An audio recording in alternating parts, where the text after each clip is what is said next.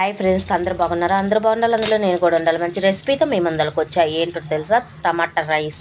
Night అన్నమైనా పగలన్నమైనా దయచేసి పడేయద్దు. ఉన్నా కూడా ఇలా తయారు చేసుకుంటుందండి. ఎందుకంటే గుప్పిడి అన్నం కోసం మనం ఎంతో కష్టపడుతున్నాం కాబట్టి. అలాగే 2 పచ్చిమిర్చి టమాటాలు కట్ చేసి పక్కన పెట్టుకోవాలి. అలాగే ఆయిల్ ఎడికిన తర్వాత తాలింపు గింజలు వేసుకొని టమాటా పచ్చిమిర్చి నేర్పుకోవాలి.